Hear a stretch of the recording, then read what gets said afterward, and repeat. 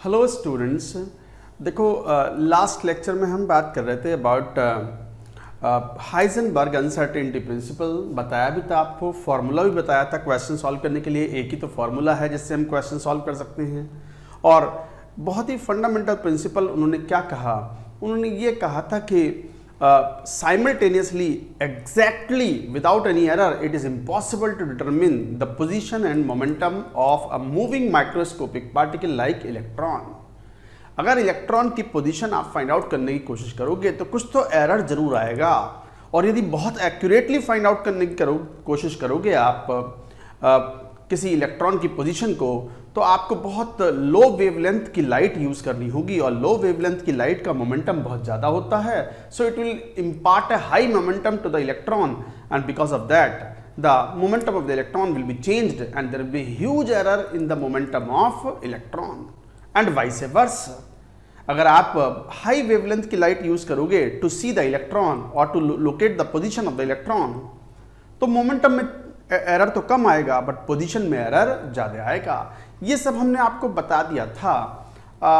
एक दो question solve करेंगे based on Schrodinger, based on Heisenberg uncertainty formula. तो चलिए एक क्वेश्चन लेते हैं। मान लो कोई सिंपल सा क्वेश्चन, मेरे पास डेटा है ये, मैं इनके हिसाब से ले लेता हूँ ताकि आपके आंसर भी मैच करें इनके हिसाब से। मान लो ऐसे बोल दें कि if uncertainty in position of electron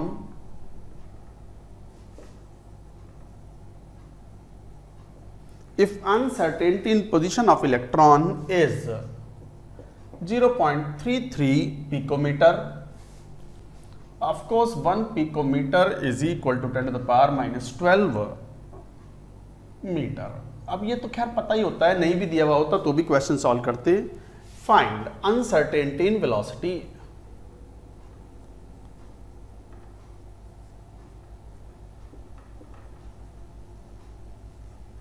find uncertainty in velocity, तो एकदम आसान क्वेश्चन है, फॉर्मूला बेस्ड। आपके पास कौन सा फॉर्मूला था?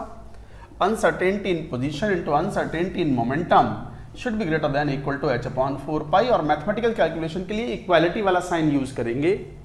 तो डेल्टा x कितना? 0.3 पिकोमीटर।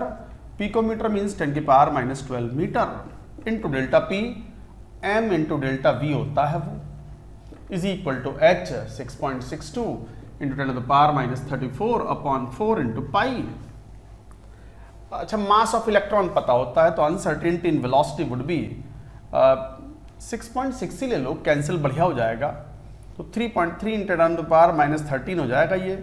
तो 6.6 into 10 to the power minus 34 upon 4 pi into 3.3 इंटू 10 to the power minus 13 लिख लो इसको, into mass of electron is 9.1 into 10 to the power minus 31 kg।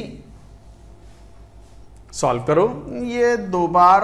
अब ये आप कर लेना कैलकुलेशंस। मैं आपको बता देता हूं कि what is the level of the error. Error comes out to be nearly 1.75 into 10 to the power 8 metre पर सेकेंड। अच्छा, ये तो आंसर हुआ क्वेश्चन का। कैलकुलेशन तो आप कर लेना स्वयं। इतने मीटर पर सेकेंड का वेलोसिटी का एरर है। ये छोटा एरर है या बहुत बड़ा एरर है? हैवी बड़ा एरर है ये।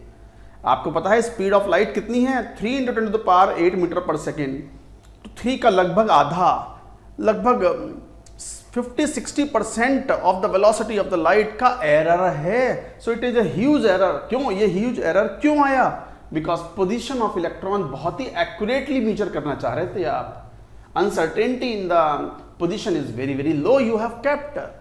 तो आपने अनसर्टेनिटी इन पोजीशन बहुत कम रखा है। ये बहुत कम होने के कारण uncertainty in the velocity is quite high. So this is a high uncertainty, very high uncertainty in velocity as we tried to locate electron very precisely, बहुत एक्यूरेटली, प्रिसाइजली और एक्यूरेटली। तो बहुत प्रिसाइजली या एक्यूरेटली हमने major करने की कोशिश की। हमने कोशिश की कि एरर इन पोजीशन या अनसर्टेनिटी इन पोजीशन बहुत कम आए, उसके चक्कर में क्या हुआ, वेलोसिटी में अनसर्टेनिटी इतनी ज़्यादा हो गई। देखो, तो इसका मतलब एक लिमिट से कम आप एरर नहीं फाइंड आउट कर सकते, एक कुछ ना कुछ एरर तो आएगी। And the product of the error in position and momentum should be at least h/4π। यही बात हम कहना चाह रहे हैं from this principle. I hope you have understood the point. Now let us talk about another question. Take one more question. जैसे मान लो question इस बार ऐसा लेते हैं, इसको नोट कर लीजिए आप, नोट इट डाउन।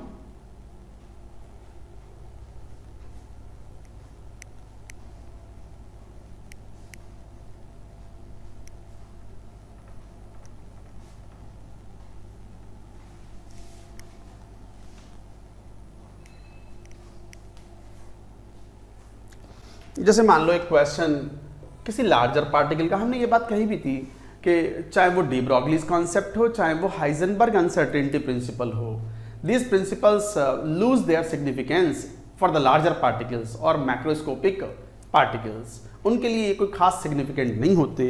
तो जैसे मान लो ये कह दी, find uncertainty in velocity of a ball of mass, मान लो डेटा आसानी से कैंसिल हो जाए तो 66/π ग्राम, if uncertainty in position is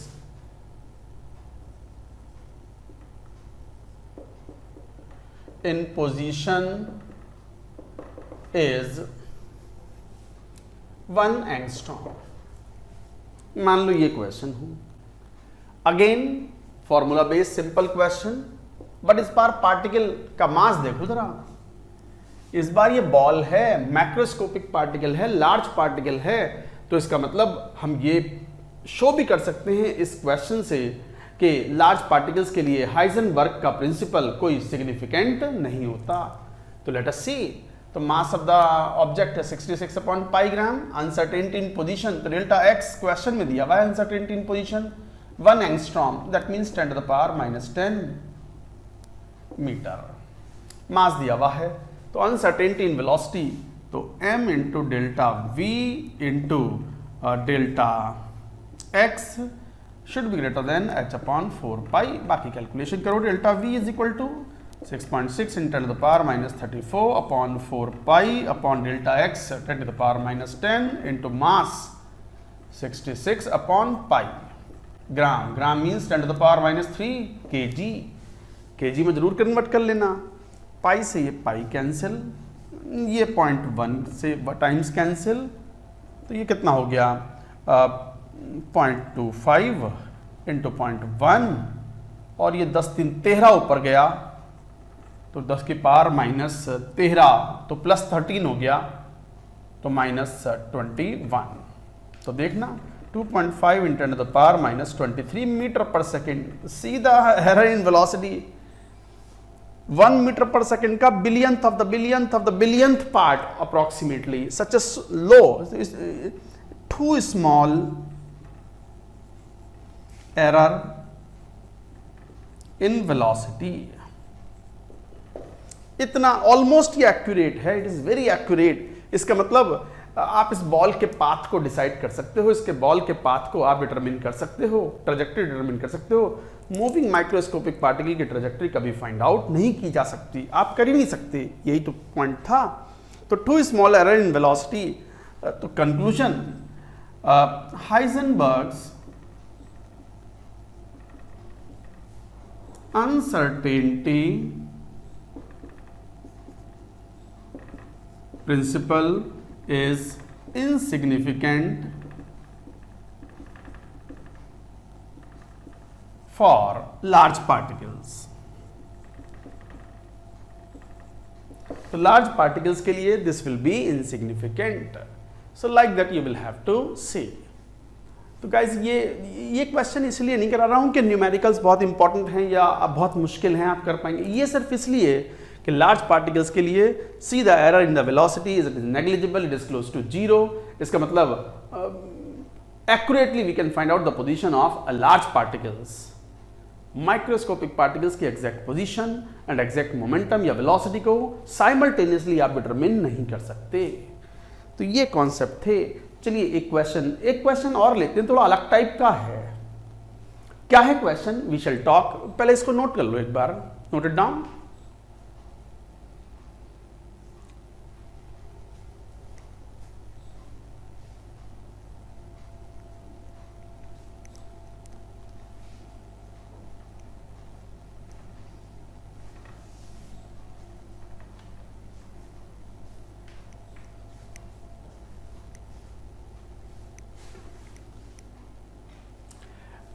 अब देखो क्वेश्चन में ऐसा लिख रहा हूं, जैसे ये बात तो पता ही है आपको, अब तो ये वेल प्रूवन है कि न्यूक्लियस है, न्यूक्लियस के बाहर इलेक्ट्रॉन हैं, तो एक्स्ट्रा न्यूक्लियर पार्ट में इलेक्ट्रॉन्स हैं, न्यूक्लियस के अंदर प्रोटॉन्स एंड न्यूट्रॉन्स हैं, न्यूक्लियस के बाहर इलेक्ट्रॉन्स हैं।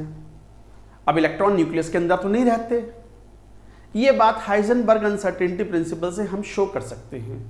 तो मान लो क्वेश्चन आपसे ऐसे पूछ लिया जाए कि show that electron does not reside और लिव इनसाइड द न्यूक्लियस। तो क्वेश्चन ही ये है, यूजिंग हाइजेनबर्ग्स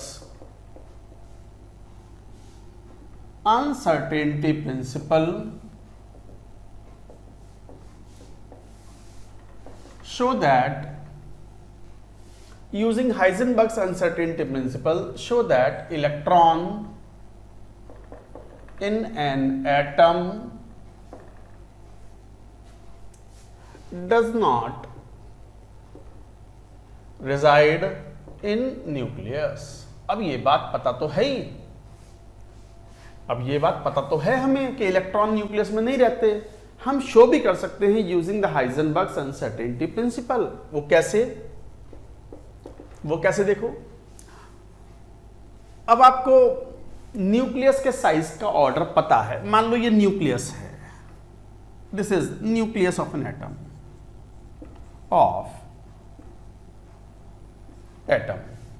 अच्छा, न्यूक्लियस का साइज का ऑर्डर क्या है? तो साइज ऑफ द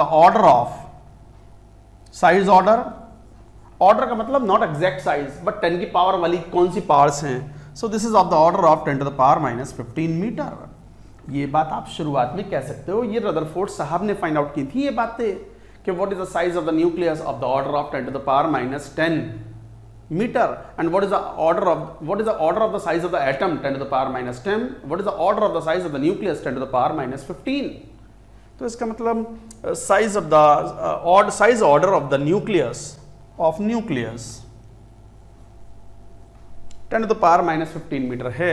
इसका मतलब we can say that this dimension, order भी बात कर रहे हैं, रेडियस या डायमीटर उससे कोई फर्क नहीं पड़ता। अगर radius 2 into 10 to the power minus 15 metre होगी तो diameter 4 into 10 to the power minus 15 metre होगा, उससे कोई फर्क नहीं पड़ रहा। हम तो अप्रॉक्सीमेट कैलकुलेशन कर रहे हैं। मान लो ये 10 to the power minus 15 metre ले लिया, राइट। अब मान लो थोड़ी देर के लिए मान लिया कि electron is inside the nucleus, ये न्यूक्लियस था। थोड़ी देर के लिए मान लिया कि electron is inside the nucleus. तो इलेक्ट्रॉन न्यूक्लियस में है तो कहां हो सकता है? सेंटर पे हो सकता है न्यूक्लियस के, यहां हो सकता है, यहां हो सकता है, यहां हो सकता है, यहां हो सकता है। मैक्सिमम एरर कितना हो सकता है? मैक्सिमम एरर मीटर में डायमीटर के बराबर हो सकता है। So this is delta x maximum. तो maximum error in position of electron if it was assumed to be inside nucleus। अगर न्यूक्लियस के अंदर मान लिया जाए तो बताओ मैक्सिमम एरर कितना हो पाएगा? वो यहां भी हो सकता था और यहां भी हो सकता था, तो मैक्सिमम एरर तो इतना हुआ, कितना? Delta x is 10 to the power minus 15 metre.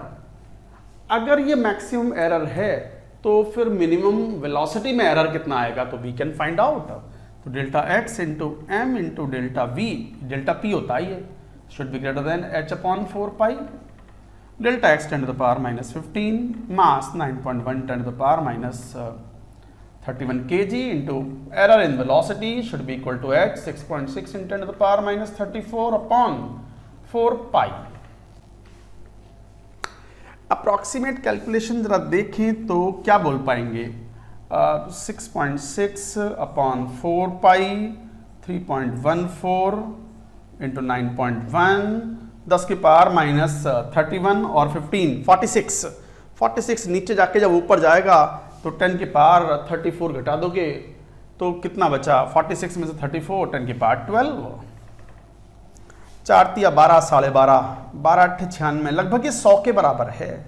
4 तिया 12 12.5 12.5 इंटू 9 12 8 96 और हाँ 100 के आसपास। तो this value nearly comes out to be nearly, for example 100 है तो 2 पावर इधर ले लो तो nearly 6 into 10 to the power 10 metre पर सेकेंड। जरा देखना भैया, जरा देखियो क्या देखें सर, ये तो एक वैल्यू है अप्रोक्सीमेटली। अरे ये अप्रोक्सीमेट वैल्यू है, कभी कहो सर ये तो 5.9 आ रहा है या 5.7 आ रहा है। I am more concern about this error 10 to the power 10। See the error in velocity of the electron even it is much more than the velocity of light. Velocity of light भी कितनी होती है? 3 into 10 to the power 8 metre पर second. ये उससे भी 200 गुना ज्यादा आ रहा है, 200 टाइम्स। एरर 200 टाइम्स है तो सोचो वेलोसिटी क्या रही होगी? ऐसा संभव ही नहीं है। So this much error which is more than the speed of light, this is more than speed of light. Such kind of error is absurd. Electron cannot have the error in the velocity of this order, is impossible.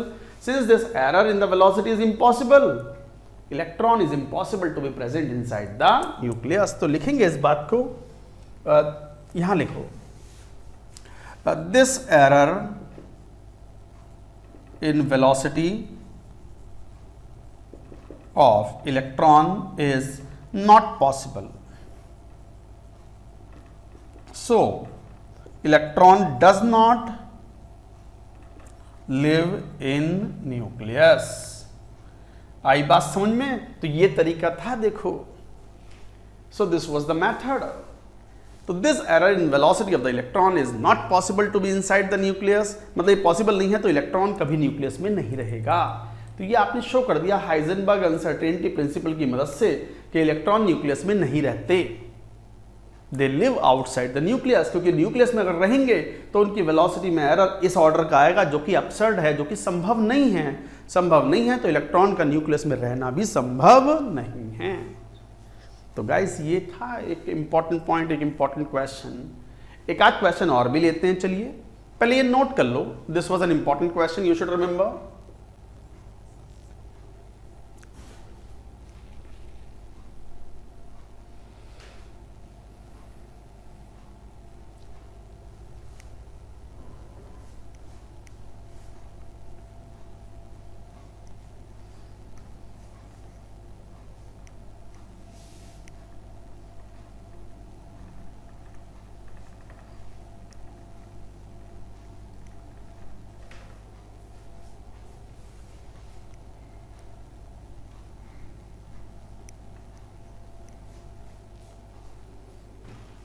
Well guys ये था, and now let us take another question. चलिए आप solve कीजिए इस question को। मान लो question ऐसा कह दी, H plus ion is accelerated to 6.62 into 10 to the power 6 metre पर सेकेंड। इफ, बल्कि ऐसे कह दो, this much second if error in velocity is plus minus 1%, then find uncertainty in position.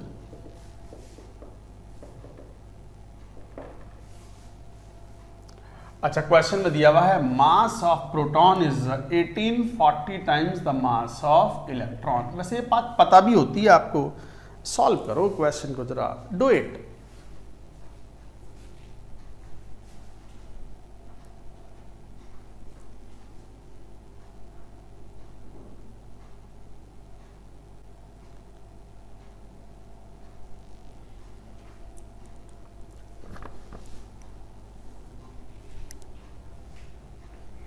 देखो क्वेश्चन को,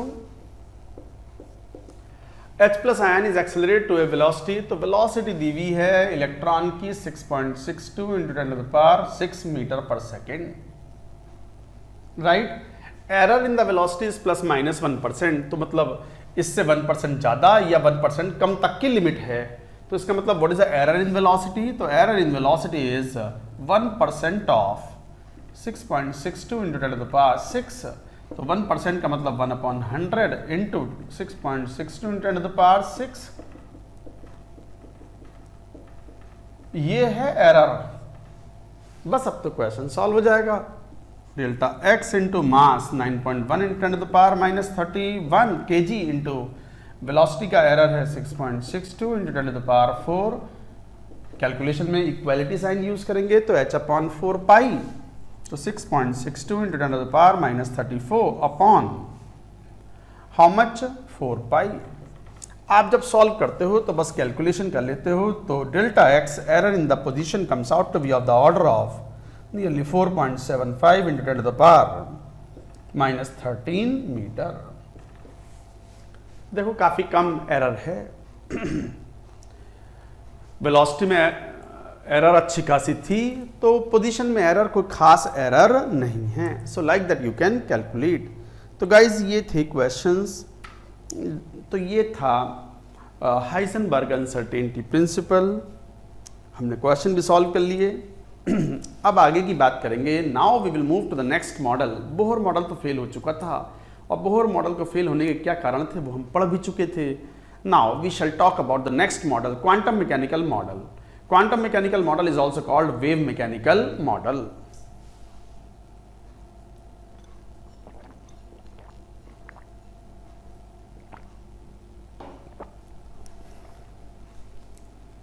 एक बार इसको नोट कर लें।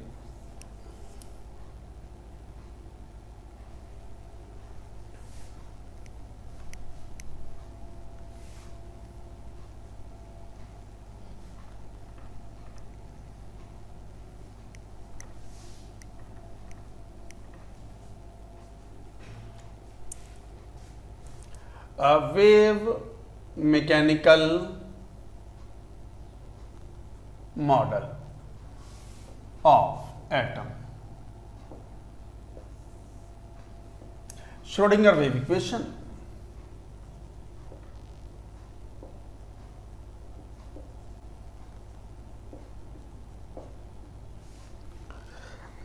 हाँ, इसी में हम बहुत इंपॉर्टेंट बात करेंगे electronic configuration and quantum numbers की।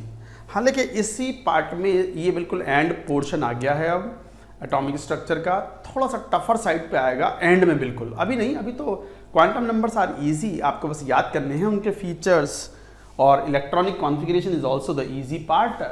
वो आसानी से आप पढ़ लोगे, अब बहुत आसानी से क्वेश्चन भी सॉल्व होंगे, आते भी है क्वेश्चन इसके ऊपर। सबसे इंपॉर्टेंट पार्ट है चैप्टर का Bohr model, and this one is the most important part.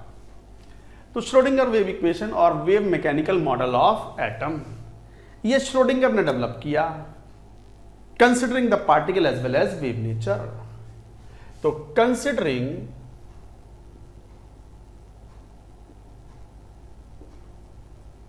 Particle and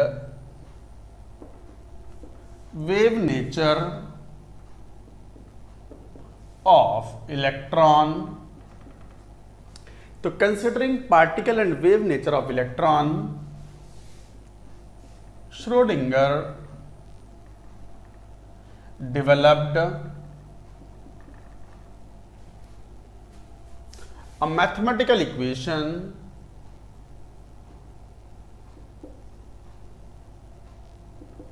known as Schrödinger wave equation.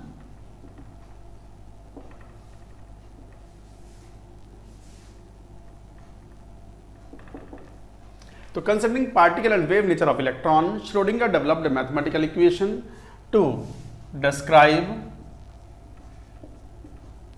the wave nature of electron in an atom. Wave nature में अब क्या माना उन्होंने, वेव नेचर को उन्होंने standing waves माना, since movement of electron in an atom is a bound movement, is a bound one, and can be considered similar to standing waves. अब ये स्टैंडिंग वेव्स क्या होती हैं? ये स्टैंडिंग वेव्स आप फिजिक्स में पढ़ोगे, खूब डिटेल में पढ़ना होता है। स्टैंडिंग वेव्स जैसे मान लो ये होती हैं कि एक वायर लिया, एक स्ट्रिंग ली और दो एंड पर क्लैंप कर दिया उनको और बीच में से उसको प्लग कर दिया। जैसे ये दो एंड पर फिक्स्ड एंड हैं और कोई वायर लिया या स्ट्रिंग ली और स्ट्रिंग को बीच में से पकड़ के खींच करके नीचे से पकड़ के यूं और छोड़ दिया, तो छोड़ दो तो ये इस टाइप से ये वेव मोशन शो करता है ऊपर की तरफ। स्ट्रिंग ऊपर नीचे मूव करेगी, ये तो समझते हो आप। सो एक तरीके से ये जो है वो एम्पलीट्यूड है, मान लो ये x डिस्टेंस है और ये एम्पलीट्यूड है a, तो a is the function of x, amplitude of the standing wave is the function of x, a is the amplitude of standing wave. ये स्टैंडिंग वेव बन गई।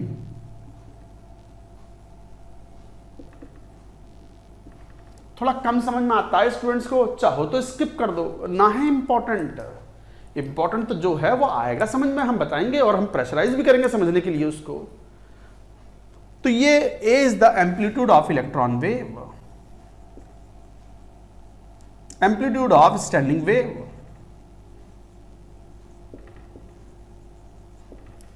आप फिर सुनो हम क्या बात कह रहे हैं। हम ना कह रहे हैं श्रोडिंगर साहब ने ये बात कही, हम तो वो कह रहे हैं जो श्रोडिंगर साहब ने कहा।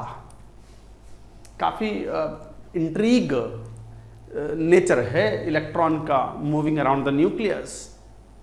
तो wave mechanical model of atom Schrodinger wave equation भी बोलते हैं।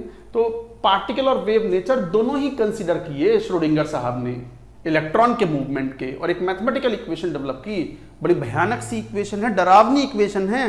डरना नहीं है क्योंकि इक्वेशन पूछते नहीं वो, ना वो डिराइव करने के लिए आती है। डिराइव तो आप करोगे जब हायर क्लासेस में जाओगे। कुछ आईआईटीज में क्वांटम मैकेनिक्स के कोर्सेज होते हैं, तो वहाँ फर्स्ट ईयर या सेकेंड ईयर में आपको वो कोर्सेज करने पड़ते हैं, तो वहाँ श्रोडिंगर वेव इक्वेशन होती है। क्वांटम मैकेनिक्स का एक पूरा कोर्स होता है, वहाँ पढ़ना पड़ेगा आपको, अभी नहीं। तो known as Schrodinger wave equation to describe the wave nature of electron in an atom, since movement of electron is an atom is bound one. ये तो पता ही है कि इलेक्ट्रॉन फ्री तो मूव कर नहीं रहा, न्यूक्लियस के अराउंड बाउंड है because there is a force of attraction between electron and nucleus. तो इलेक्ट्रॉन अपनी मर्जी से छोड़ के भाग नहीं सकता बाहर, न्यूक्लियस के प्रभाव को छोड़कर नहीं भाग सकता। तो ये बाउंड मोशन है। बाउंड मोशन ऐसा होता है जैसे एक स्ट्रिंग को अगर दो क्लैंप्स के बीच में बांध करके उसे प्लग कर दिया जाए तो एक वेव्स बन जाती हैं उसमें, इट्स कॉल्ड स्टैंडिंग वेव्स। और ये इनका एम्पलीट्यूड है, और एम्पलीट्यूड कभी यहाँ है तो कभी ज़्यादा तो कभी ज़्यादा। तो amplitude is the function of x is the coordinate. तो मतलब ये ऐसा कोई इंपॉर्टेंट पॉइंट नहीं है, सीधी बात नो बकवास, सीधी बात नो बकवास। क्या पॉइंट? श्रोडिंगर साहब ने इलेक्ट्रॉन के मूवमेंट को एक बाउंड मोशन माना और पार्टिकल और वेव नेचर दोनों कंसिडर करते हुए स्टैंडिंग वेव्स की तरह उस मूवमेंट को मानते हुए एक इक्वेशन डेवलप की जिसे कहा गया श्रोडिंगर वेव इक्वेशन। क्या है वो? बहुत सिंपल सी इक्वेशन, जरा देखना। What is this simple equation? del 2 psi over del x square, del 2 psi over del y square, del 2 psi over del z square plus 8 pi square m upon h square e minus v psi is equal to 0। ये है वो छोटी सी simple सी equation जिसका नाम है Schrodinger wave equation. This is called Schrodinger wave equation।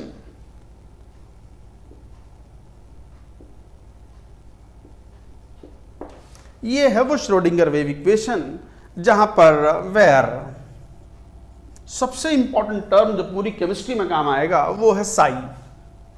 Sai is wave function और amplitude of electron wave.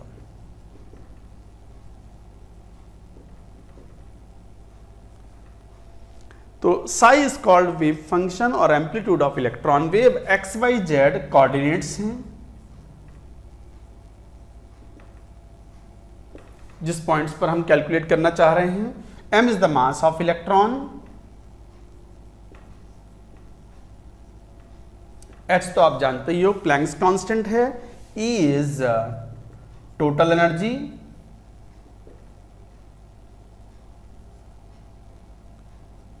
And V is potential energy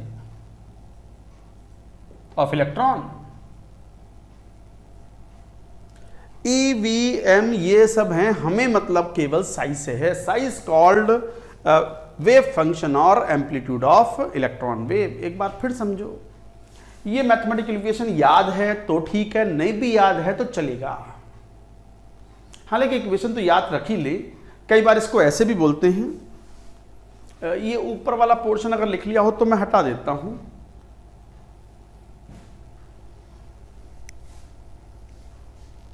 इस सबकी टेंशन नहीं लेनी है कि ये इक्वेशन क्या है सर, हम कैसे करेंगे, हमसे तो ना हो पाएगा, हमसे ना हो पाएगा। सब कुछ हो जाएगा। अभी जो हम पढ़ाएंगे क्वांटम नंबर्स वो बहुत आसान है, क्वेश्चन उन्हीं पे आते हैं। हमें पता है क्वेश्चन किन पॉइंट्स पे पूछे जाते हैं IIT JEE में। हालांकि एंड में आएगा थोड़ा सा पोर्शन थोड़ा पेन मारने वाला, बट वो भी आप सीख जाओगे, आपको सिखा देंगे सब, चिंता मत करो आप बिल्कुल भी।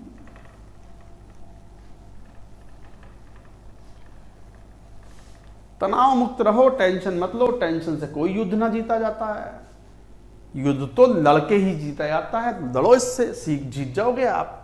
तो देखो हम बात कर रहे हैं, ये श्रोडिंगर वेव इक्वेशन थी जिसमें psi is the most important term, that is wave function of the और amplitude of the electron wave. आप क्या शुरुआत से एक बात कह रहे हो आप, श्रोडिंगर साहब ने इलेक्ट्रॉन के मूवमेंट में पार्टिकल नेचर भी माना और वेव नेचर भी माना, जो कि किसने प्रपोज किया था, डी ब्रॉगली साहब ने। डी ब्रॉगली साहब ने कहा था if the electron is moving then it will have the particle as well as wave nature. यही बात श्रोडिंगर वेव साहब ने कंसीडर की। और जब कह रहे हैं कि इलेक्ट्रॉन मूव कर रहा है अराउंड द न्यूक्लियस, तो इसमें वेव नेचर होगा, तो उस वेव नेचर की कुछ तो प्रॉपर्टीज होंगी, जैसे उसकी फ्रीक्वेंसी होगी, एम्पलीट्यूड होगा ऑफ इलेक्ट्रॉन वेव। ये वो है एम्पलीट्यूड है। अरे कोई वेव नेचर होता है तो उसकी कुछ प्रॉपर्टीज होती है ना, जैसे फ्रीक्वेंसी, जैसे वेवलेंथ, जैसे वेव नंबर, जैसे amplitude of the electron wave. So this is the amplitude of the electron wave. So wave function और amplitude of the electron wave which depends on the coordinates x y z. इस equation को आप कई बार ऐसे भी लिख देते हो, del square psi plus 8 pi square m अपॉन h e minus v psi is equal to 0. This del square is nothing but del over del x square plus del over del y square plus del over del z square. This is called del square. इसको del square बोलते हैं और ये कहलाता है Laplacian operator. So this del square is called Laplacian operator. अब ये कौन सा ऑपरेटर है? अरे गुणा भाग भी तो ऑपरेटर ही होते हैं। 2 + 2 4 होता है, तो this addition is the mathematical operator, differentiation is the mathematical operator, d upon dx is an operator to be operated on y, dy upon dx. y is the function of x, तो आप dy upon dx लिखते हो ना, तो ये d upon dx क्या है? Mathematical operator, first differential of y। अच्छा तो सर ये डेल क्या है? ये d और डेल में क्या अंतर है? कोई अंतर ना है। y is equal to f x है, तो dy अपॉन dx, d आप जब यूज करते हो जब एक ही वेरिएबल हो, और यदि दो वेरिएबल होते हैं, मान लो z is equal to function of x and y है फॉर एग्जांपल, तो फिर आप del z over del x बोलते हो या del z over del y बोलते हो। यदि कोई डिपेंडेंट वेरिएबल एक से ज्यादा इंडिपेंडेंट वेरिएबल पे डिपेंडेंट होता है तो फिर हम डेल यूज करते हैं। डेल और डी दोनों एक ही बात है, डिफरेंशियल है। इसे बोलते हैं पार्शियल डिफरेंशिएशन। पार्शियल डिफरेंशिएशन और डिफरेंशियल।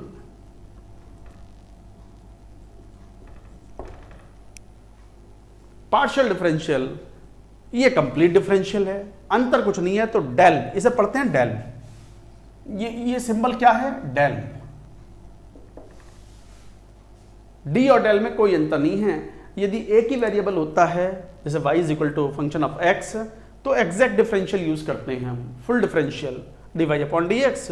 बट यदि दो वेरिएबल होते हैं तो हम del z over del x या del z over del y इस तरह के टर्म्स यूज करते हैं।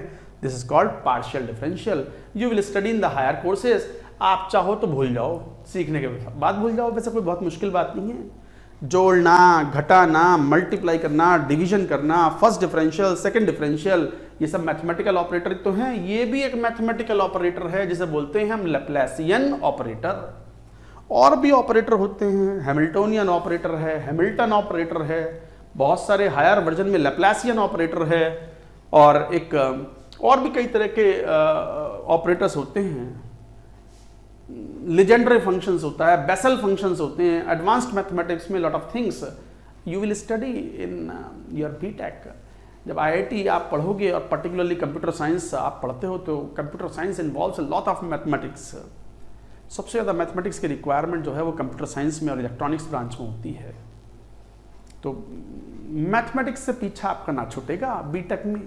आप सोचो कि हम पीसीएम से छुटकारा मिल जाएगा हमें, बस हम तो इंजीनियर बन जाएंगे, बीटेक में पढ़ेंगे, आईआईटी पढ़ेंगे बस। अरे पढ़ोगे क्या आईआईटी में? कुछ तो पढ़ोगे ना, क्या मैथ्स ही तो है। All coding, programming, the computer science, that all involve advanced mathematics, lot of mathematics will come. Mathematics से पीछा ना छूटेगा। वैसे स्टूडेंट्स जब 10th पास करके 11th में आते हैं तो बड़ी एनर्जी में होते हैं, जोश में होते हैं। नहीं, होना भी चाहिए, एनर्जी जोश तो चाहिए पढ़ाई के लिए, इन सब के लिए। और उनकी कई बार उनसे पूछो ना कि भाई what is your favourite subject, तो जवाब देते हैं sir I love maths, I like maths.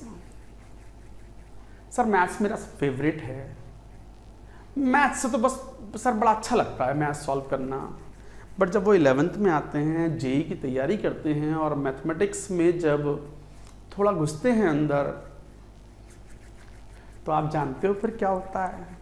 हालांकि कुछ स्टूडेंट्स का मैथ्स फिर भी फेवरेट रहता है, बट कुछ स्टूडेंट्स का मैथ्स से मोह, मैथ्स से जो दुनियादारी है, जो मोह है, वो सब विमुख हो जाता है। और फिर उनका फेवरेट कई बार केमिस्ट्री भी बन जाता है, क्योंकि केमिस्ट्री समझ में आता है। केमिस्ट्री रिलेटिवली आसान है relative to physics and maths. कुछ का फिजिक्स फेवरेट हो जाता है, कुछ का मैथ्स भी रहता है, बट फिर वो बट जाते हैं।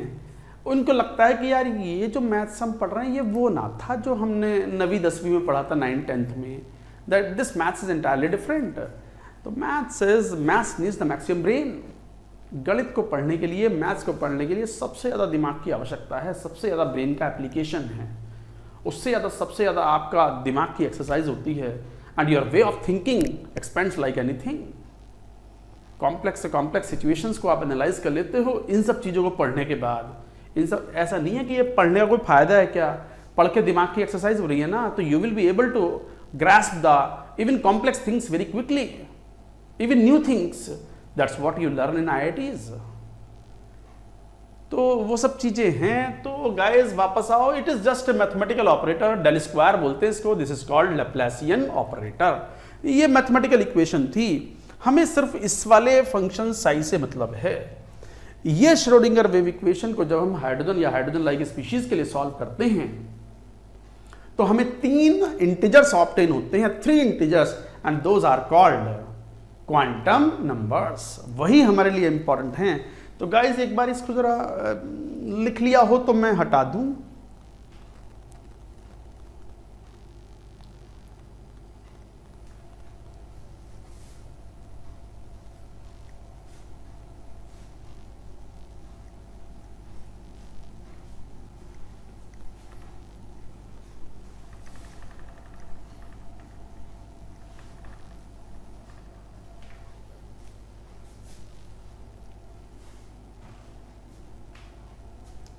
तो when Schrödinger wave equation is solved for a finite, continuous and single valued psi,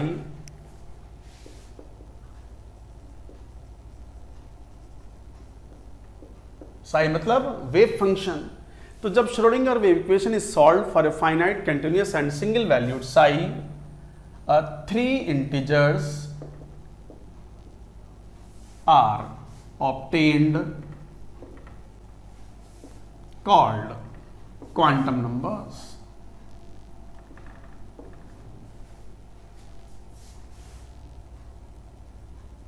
कौन कौन से? Principal quantum number, question number नहीं है ये, क्वांटम नंबर, जिसको हम सिंबलाइज करेंगे स्मॉल एन से, azimuthal quantum number,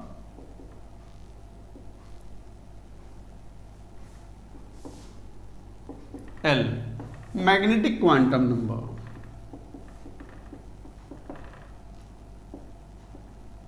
m. But sir हमने तो सुना है कि क्वांटम नंबर 4 होते हैं। हाँ बिल्कुल सही सुना है तुमने, क्वांटम नंबर तो 4 ही होते हैं। एक और क्वांटम नंबर होता है जिसे बोलते हैं हम स्पिन क्वांटम नंबर, बट वो spin quantum number, the fourth quantum number, is not obtained from the Schrodinger wave equation. Schrodinger wave equation को जब सॉल्व किया जाता है किसी एटम पर, तो हमें 3 ही इंटीजर मिलते हैं, 3 ही क्वांटम नंबर मिलते हैं, principal, azimuthal and magnetic quantum number. ये जो चौथा क्वांटम नंबर है जिसे आप स्पिन क्वांटम नंबर बोल रहे हो, this is obtained experimentally. And ये बड़ा इंपॉर्टेंट क्वेश्चन भी है कि श्रोडिंगर वेव इक्वेशन को सॉल्व करने पर कितने इंटीजर्स ऑब्टेन होते हैं, कितने क्वांटम नंबर्स मिलते हैं? Answer is 3।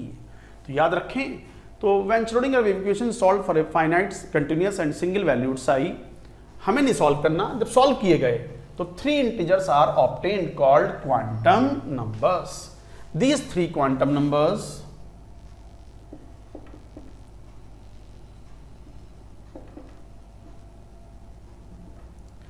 are used to designate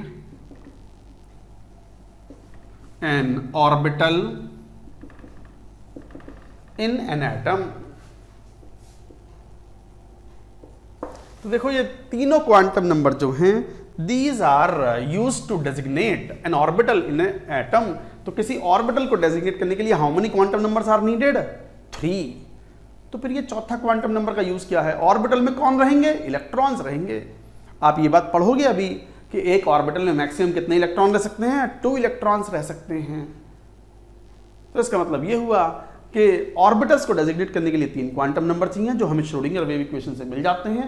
but orbital में रहने वाले इलेक्ट्रॉन, 2 इलेक्ट्रॉन रह सकते हैं एक ऑर्बिटल में। इलेक्ट्रॉन को डिस्क्राइब करने के लिए एक और क्वांटम नंबर की जरूरत पड़ती है, जिसे बोलते हैं spin quantum number. And altogether, how many quantum numbers are needed to describe the electron? 4. लिखो इस बात को। However, to describe an electron in an atom, one more quantum number, spin quantum number,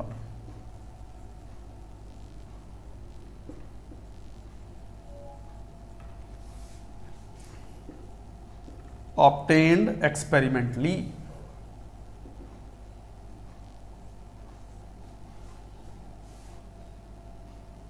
not from the Schrödinger wave equation। तो however, to describe an electron in an atom, one more quantum number, spin quantum number, is needed।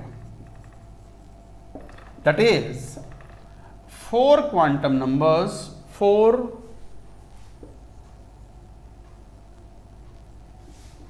quantum numbers are needed to describe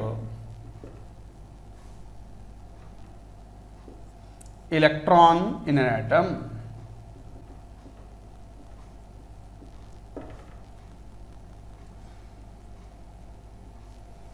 However, to describe an electron in an atom, one more quantum number called spin quantum number is needed। that is 4 quantum number are needed to describe electron in an atom. तो guys ये थे important points you should remember. समझ में आ गई बात? तो 3 quantum number चाहिए हैं to designate the orbital, but 4 quantum number चाहिए टू डेजिग्नेट और describe electron in an orbital और इन एन एटम. उसे बोलते हैं स्पिन क्वांटम नंबर. इसका सिंबल यूज करते हैं स्मॉल s. पढ़ेंगे ये सब. तो चलिए बात करते हैं अब उन क्वांटम नंबर्स की. मेन इंपॉर्टेंट पॉइंट्स पर आ जाएं. हेडिंग लिखेंगे quantum numbers. Note it down. इसको पहले नोट कर लो.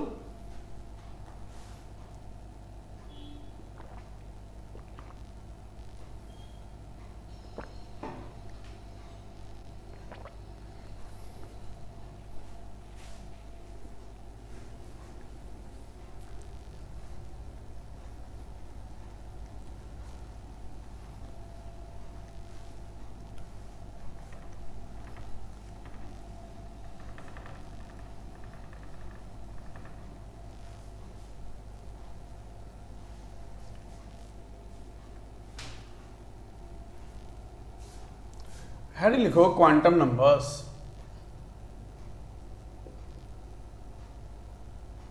These are quite important, you should remember. The first quantum number is principal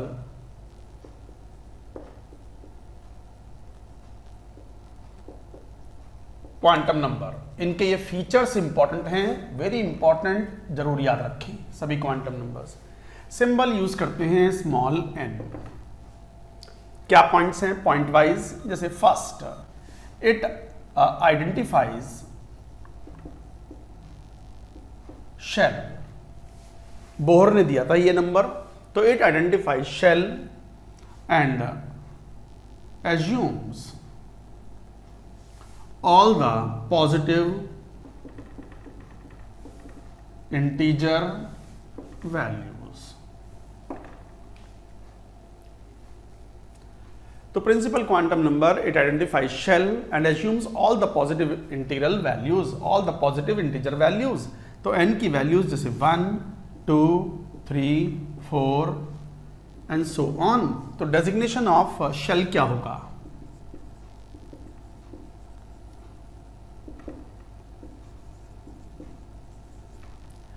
K shell, L shell, M shell, N shell and so on. पहला shell कौन सा? K shell, L shell, M shell and so on. तो ये designation of shell है.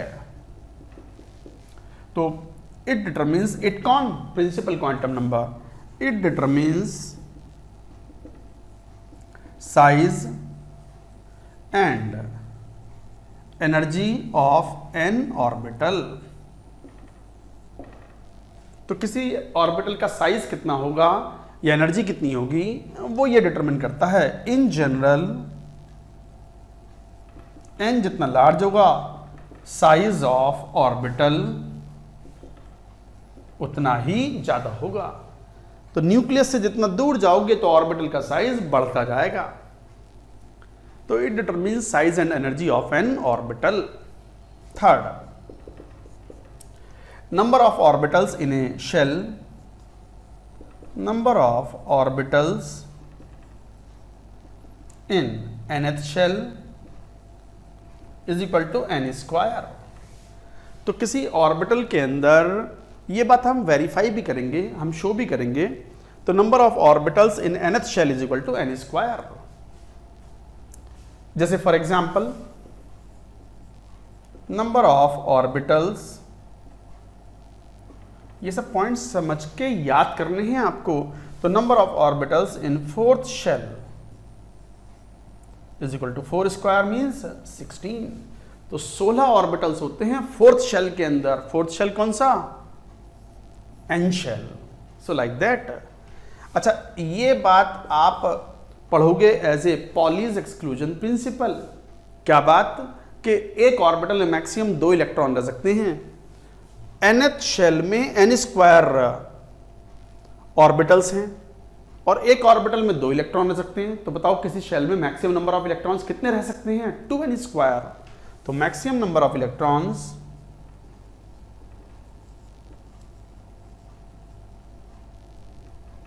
इन nth shell is equal to 2n square. तो maximum number of electrons in the nth shell is equal to 2n square. तो ये features थे, ये shell को represent करता है। हालांकि शेल का कोई फिजिकल सिग्निफिकेंस नहीं है यहाँ पर। वो तो बोहर साहब ने शेल कहा था कि भाई ऑर्बिट कहा था, उन्हीं ऑर्बिट को डेजिग्नेट करने में काम में आता है, बाकी इसका कोई फिजिकल सिग्निफिकेंस नहीं है। बस एक ही चीज होती है, वो होता है orbital, the region of space where the probability of finding electron is considerably high. वो बात में हम कहेंगे उस बात को। अभी तो ये फीचर्स हैं जो आप याद रखो ताकि क्वेश्चन सॉल्व कर पाओ। ये था principal quantum number n। Coming to second, azimuthal quantum number और एंगुलर मोमेंटम क्वांटम नंबर। तो note it down.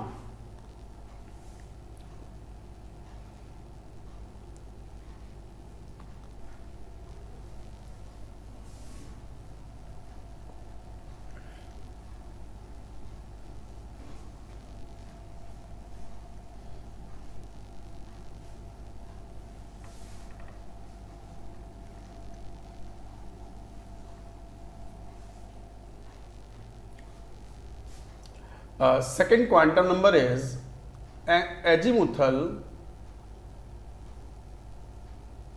quantum number or angular momentum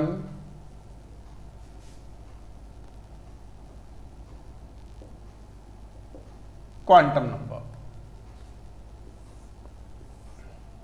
symbol L use करते हैं, स्मॉल l, स्मॉल केस में L। Azimuthal quantum number और angular momentum quantum number क्या features हैं? It identifies subshell and assumes all the integral values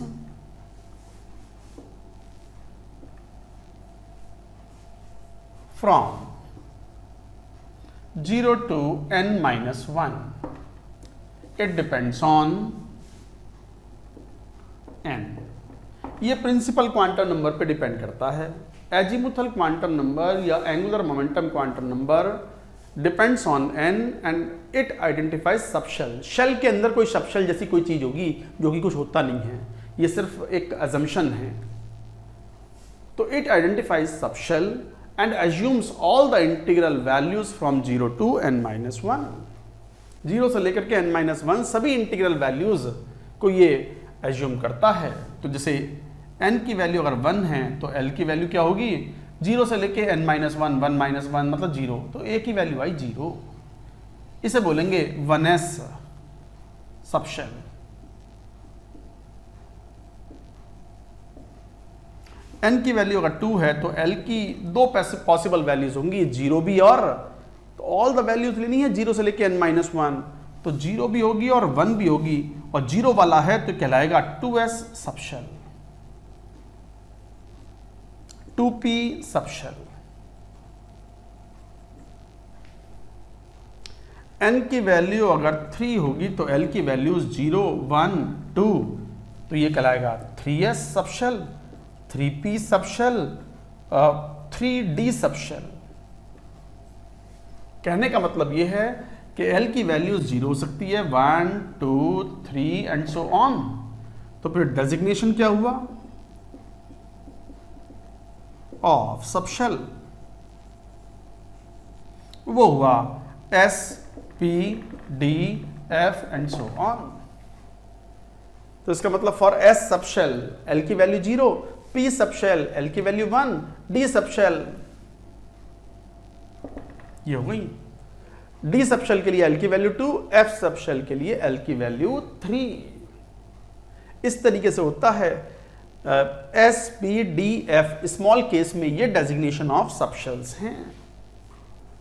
तो देखो क्या बात कर रहे हैं। तो it identifies subshell and assumes all the integral values from 0 से लेके n माइनस 1 तक। तो n इज इक्वल टू 1, तो 0 की a की वैल्यू होगी 1s सबशेल। अच्छा, this 1 represents what? Principal quantum number, and l की वैल्यू 0 है तो वो s सबशेल को रिप्रेजेंट करता है। 2s मतलब सेकंड शेल का s सबशेल, सेकंड शेल का p सबशेल, थर्ड शेल का s सबशेल, थर्ड शेल का P subshell, third shell का D subshell and so on. अच्छा 4 भी ले लो, यही ले लो, मान लो n की वैल्यू अगर 4 है तो l is equal to 0 1 2 3, 4s 4p सब शेल, 4d सब shell, 4f subshell and so on. तो f सब शेल के लिए l की वैल्यू क्या होती है? 3 होती है। तो क्या बताया हमने ये? It identifies subshell and assumes all the integral values from 0 to n-1 and it depends on n। Note करो एक बार,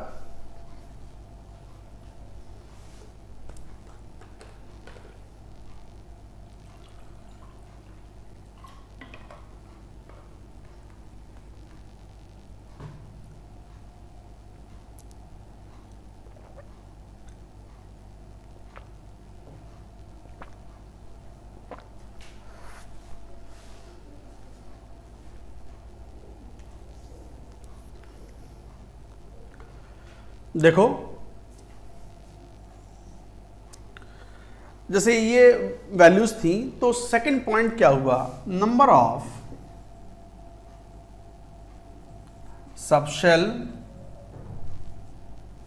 इन nth shell is equal to n। Number of subshell in nth shell is equal to n। तो ये जो number of subshells हैं in nth shell वो n के बराबर हैं।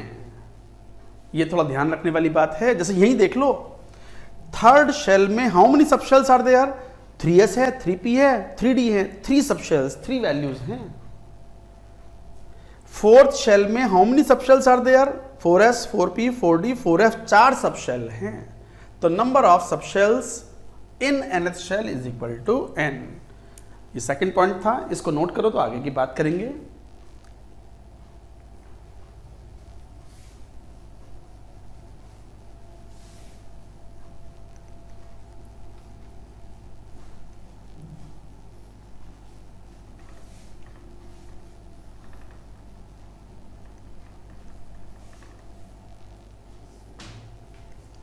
Third point, it determines it कौन?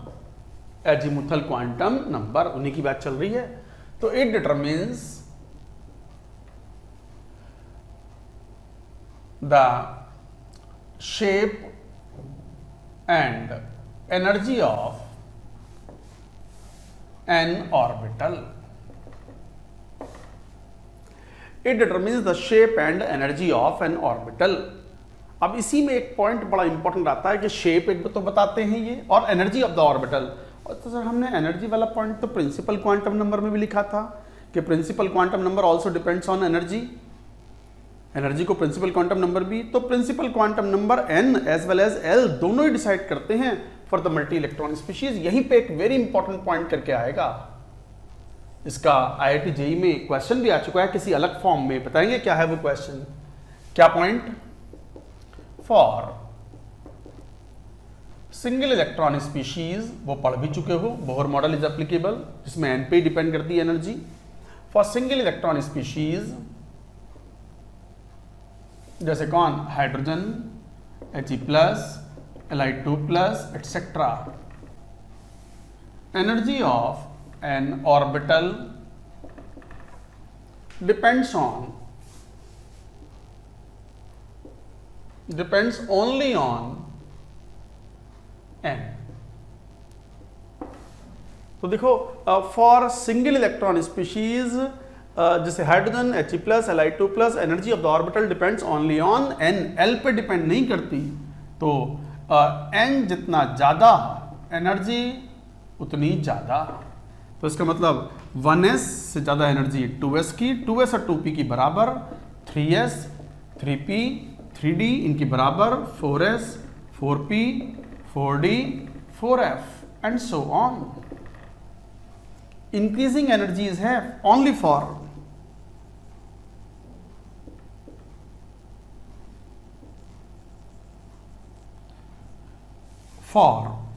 H-like species.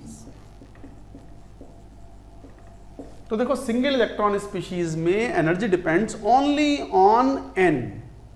बहुत इंपॉर्टेंट पॉइंट है ये कि सिंगल इलेक्ट्रॉन स्पीशीज के लिए एनर्जी एल पे डिपेंड नहीं करती, केवल एन पे डिपेंड करती है। एन ज्यादा तो एनर्जी ज्यादा, और एन सेम है जैसे 2s 2p ऑर्बिटल्स या सबशेल्स, इनकी एनर्जीज इक्वल हैं। 3s 3p 3d की एनर्जी इक्वल हैं। थोड़ा सा शुरुआत में कई बार ऐसा लगता है बड़ा पजलिंग सा है, कैसे याद होगा, बार बार पढ़ोगे, 2-3 बार पढ़ोगे, क्वेश्चन सॉल्व करोगे, डीपीपी शीट सॉल्व करोगे, देंगे होमवर्क आपको प्रॉपरली, तो आपको सारी बातें समझ में आनी शुरू हो जाती हैं ये सब। तो इस तरीके से आप ये बात कहते हो। However for multi electron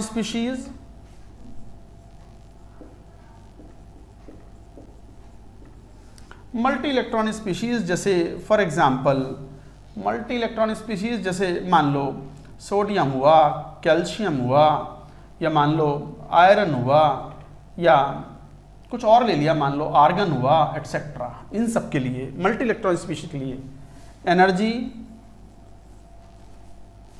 depends on n as well as l. N पर भी एन पी, और ये रूल भी होता है n+l रूल। पढ़ोगे बाद में, अभी नहीं, मोस्टली अगले लेक्चर में आ जाएगा ये भी, n+l रूल।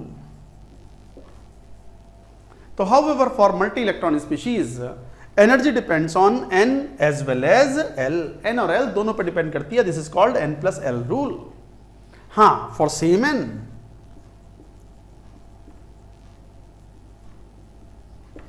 L जितना ज्यादा तो एनर्जी भी ज्यादा।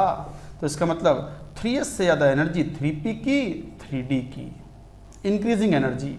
4s से ज्यादा energy 4p, 4d, 4f।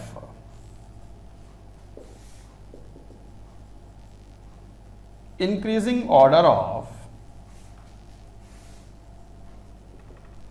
Energies of orbitals. ये कट तो नहीं किया, मैं चेक कर लूं वरना दोबारा लिख दूंगा। ना ना, कटाना है, सही है, कटाना है। तो however for multi electron species energy depends on n as well as l। हाँ, n सेम हो तो l जितना ज्यादा तो एनर्जी भी ज्यादा। तो 3s से ज्यादा एनर्जी 3p की, 3p से ज्यादा 3d की, जबकि सिंगल इलेक्ट्रॉन स्पीशीज में 3s 3p 3d सबकी एनर्जी बराबर थी। बड़ा इंपॉर्टेंट पॉइंट है ये, increasing order of energies of orbitals. ये बहुत बहुत इंपॉर्टेंट पॉइंट था, मैं फिर एक बार इंपॉर्टेंट लिख रहा हूं। अच्छे से लिख लिख के समझे, एक बार में समझ में नहीं आता। ये पहली बार पढ़ रहे हो, 11th क्लास के स्टूडेंट्स को तो पहली बार पढ़ रहे हैं तो बड़ा पजलिंग लगता है ये, और 2-3 दिन बाद बहुत ही स्मूथ, मक्खन के माफिक लगता है, एकदम एकदम ईजी। ये काफ़ी प्रॉमिसिंग भी है, इस पर खूब क्वेश्चन पूछे जाते हैं जेईई मेन में भी और एडवांस्ड में भी।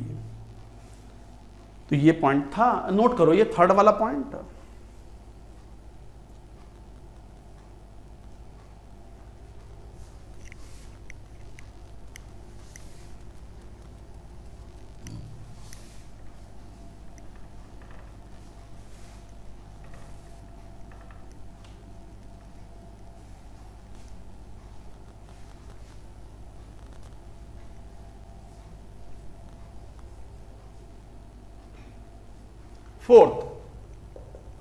चौथा पॉइंट ये है कि किसी भी ऑर्बिटल में you can find out the orbital angular momentum. एक क्वांटम मैकेनिकल टर्म है, orbital angular momentum of electron is equal to square root l into l plus 1 h/2π। कई बार इसको ऐसे भी लिख देते हैं, square root l into l plus 1 h bar, where h bar is equal to h/2π। कभी कभी ऐसे भी लिख देते हैं, याद रखें, this is read as h bar. h को लो ऐसा और ऊपर से काट दो, h को ऊपर से काट दो तो ये क्या बन गया, h बार। तो where h bar is equal to h/2π, it is read as h bar. तो h bar is equal to h/2π होता है, कभी कभी लिखा है तो कोई टेंशन वाली बात नहीं है, इसको समझ के बात को। तो ये है formula orbital angular momentum of electron is equal to square root. This is also important question is asked. जैसे क्वेश्चन यही पूछ लें, find orbital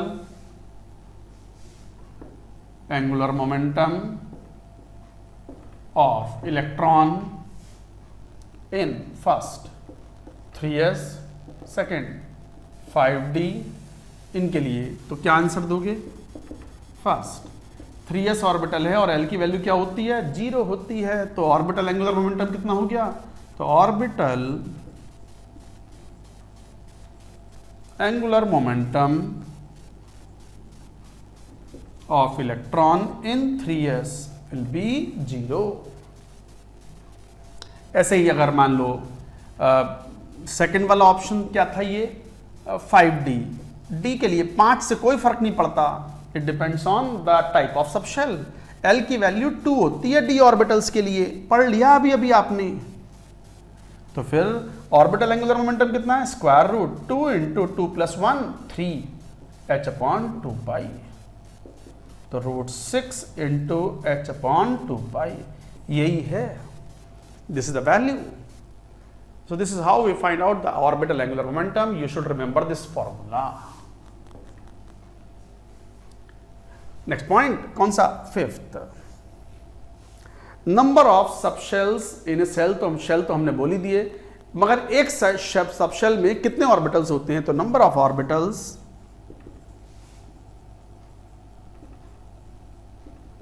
in a subshell is equal to 2l plus 1. This is also important formula कि किसी number of orbitals in a subshell, किसी subshell के अंदर ऑर्बिटल्स कितने हो सकते हैं? 2l plus 1. तो इसका मतलब अगला, अब आपको पता है कि एक ऑर्बिटल में मैक्सिमम कितने इलेक्ट्रॉन होते हैं? 2. इसे बोलते हैं पॉलीज एक्सक्लूजन प्रिंसिपल. आएगा ये नेक्स्ट लेक्चर में. तो इसका मतलब number of orbitals in a subshell 2l plus 1. तो maximum number of electrons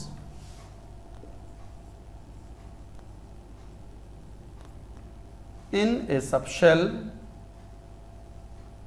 is equal to 2 into 2l plus 1.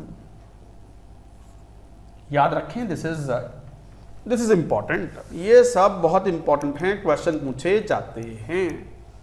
तो number of orbitals in a subshell 2l plus 1, maximum number of electrons in a subshell 2 into 2l plus 1, क्योंकि एक orbital में maximum कितने electron रह सकते हैं? 2 रह सकते हैं. तो इस तरीके से सबशेल की बात करते हैं हम. S, P, D, F, G and so on.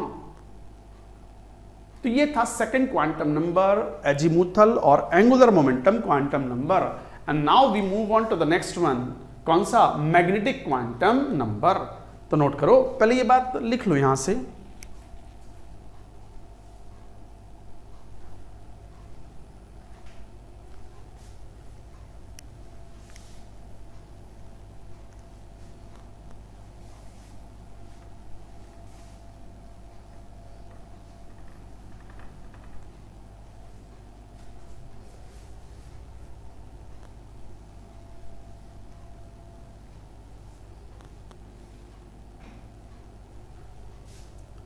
Third,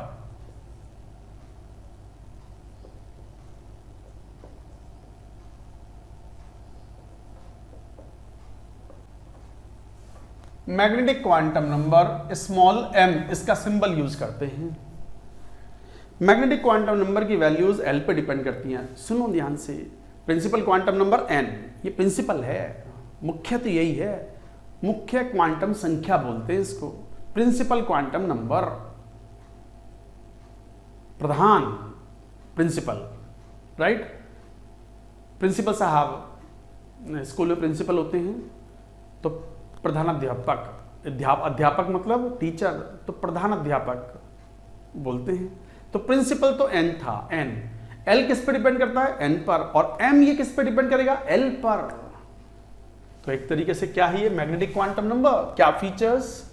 it determines orientation of an electron. It determines the orientation of an orbital it assumes all integral values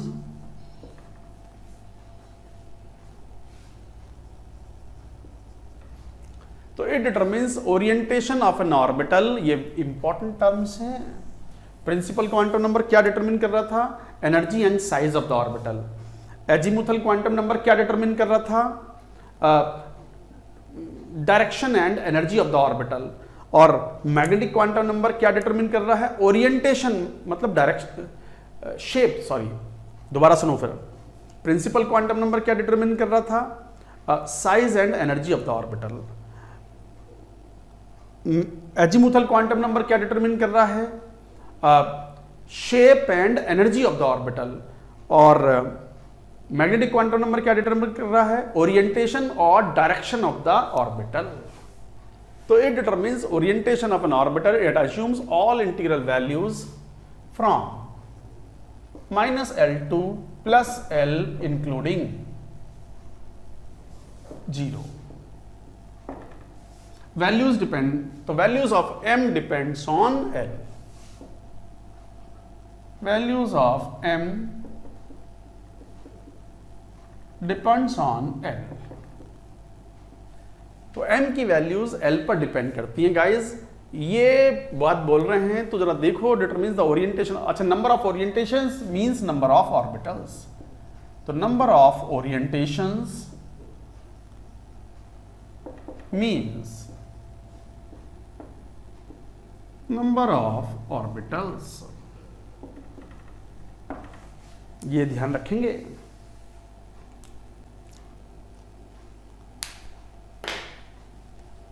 तो क्या वैल्यूज हैं? -L से लेकर के +L, ऑल द वैल्यूज। तो values of m magnetic quantum number क्या है? -L से लेकर के -L to +L इंक्लूडिंग 0। देखें कितनी वैल्यूज, जैसे -L,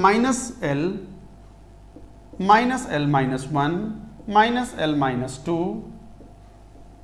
-3, -2, -1, 0, +1, +2, +3, +L -1, +L। ये सब वैल्यूज होंगी। यही तो लिखा है आपने।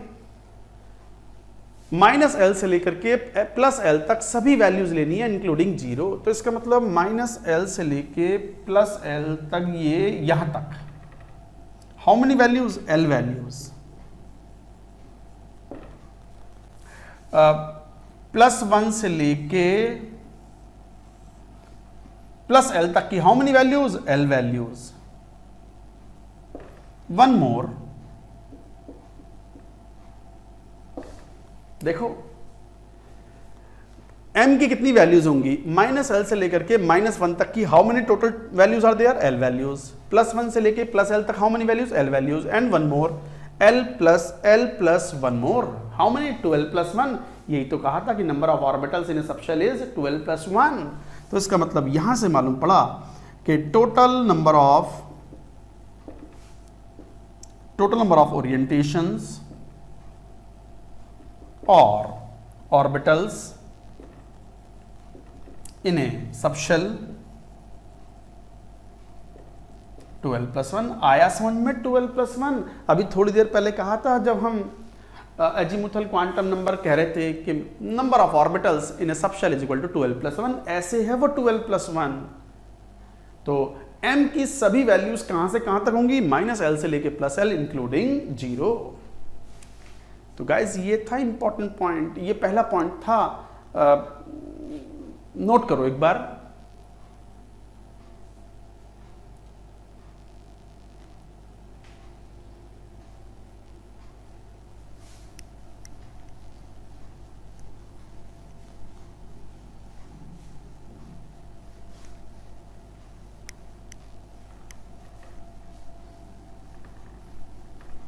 ये पहले पॉइंट को ही कंटिन्यू कर रहे हैं अभी हम। The first point is going on. तो जैसे n की वैल्यू 1 है, L की वैल्यू फिर क्या हो गई? 0। मतलब ये 1s सबशेल कहलाएगा। इस 1s सबशेल में L की वैल्यू 0 है, तो m कितना हुआ? 0 ही हुआ बस। -L से लेकर के +L इंक्लूडिंग 0, तो एक ही वैल्यू हुई। ये कहलाएगा 1s ऑर्बिटल। n की वैल्यू अगर 2 है सेकंड शेल, तो l की दो वैल्यूज हैं 0 एंड 1, ये कहलाएगा 2s, ये कहलाएगा 2p। कौन? सबशेल। इसे 2p सबशेल बोलोगे। तो फिर m की वैल्यूज क्या हो गई? अगर l 0 है तो m 0 हुआ, और l अगर 1 है तो l -1 भी होगा, 0 भी होगा, +1 भी होगा। 3 वैल्यूज, 3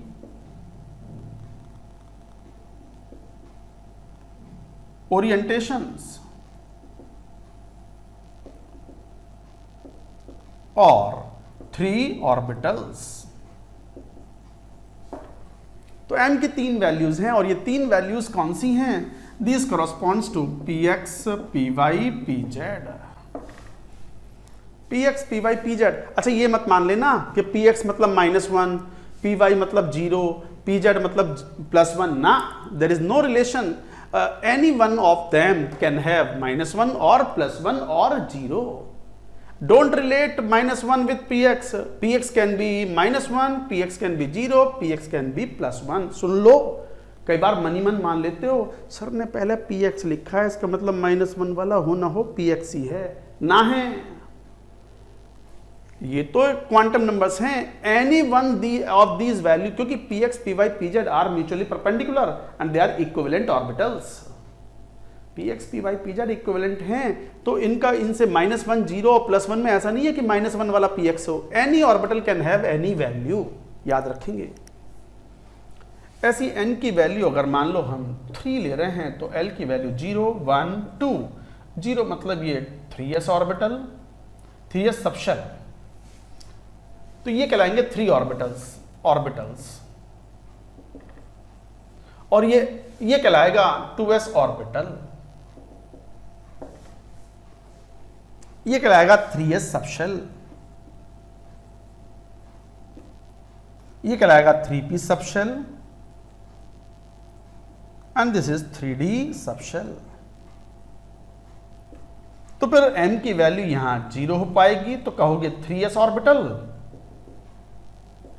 यहां पर m की वैल्यूज -1, 0 प्लस कर दो, यहां कभी लगे कि हमेशा -1 ही लिखते हैं, -1।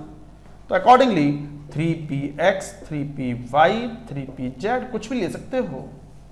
और अगर l की वैल्यू 2 है, तो m की 5 वैल्यूज होंगी, 12 + 1, -2, -1, 0, +1, +2, 5 वैल्यूज।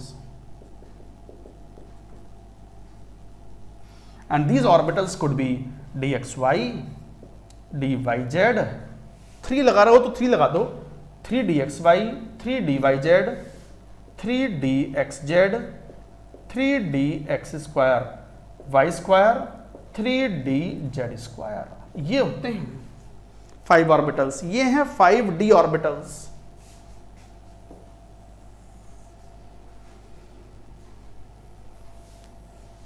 समझ गए बात को?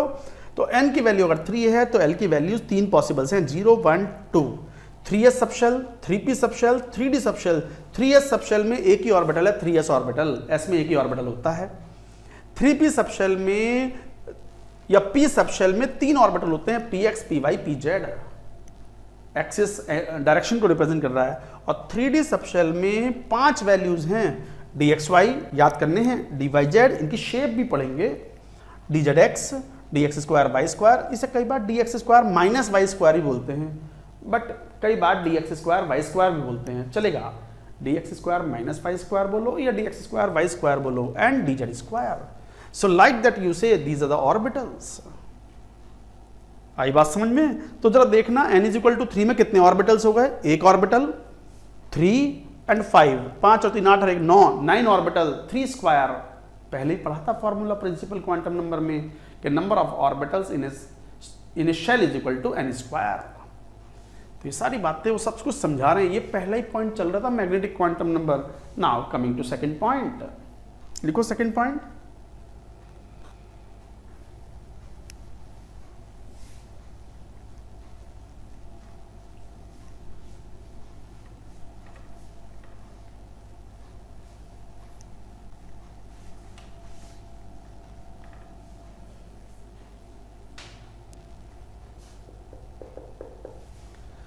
क्या है सेकंड पॉइंट? सेकंड पॉइंट ये है कि किसी सबशेल के जो ये ऑर्बिटल हैं, जैसे पी सबशेल में 3 ऑर्बिटल हैं, p x, p Y, P Z.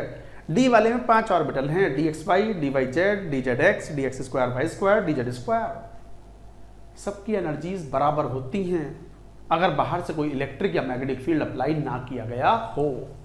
तो in absence of any external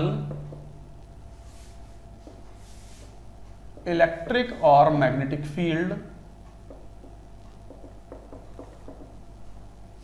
तो in absence of any external electric और magnetic field, energies of all orbitals of a subshell are equal and such orbitals of equal energy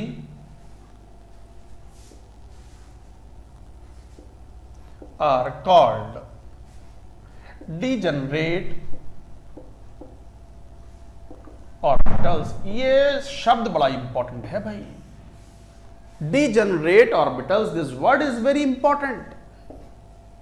क्या बात बोल रहे हैं?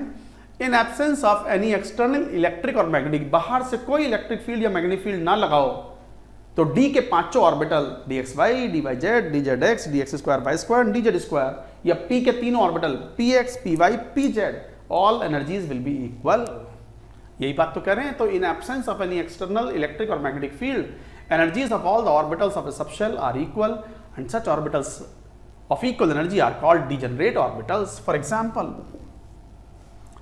2p subshell, second shell का p subshell, तो इसके ऑर्बिटल कौन से हो गए? तो 2px is equal to 2py is equal to 2pz, equal energy. तो ये तीनों ऑर्बिटल्स क्या कहलाएंगे? Degenerate orbitals.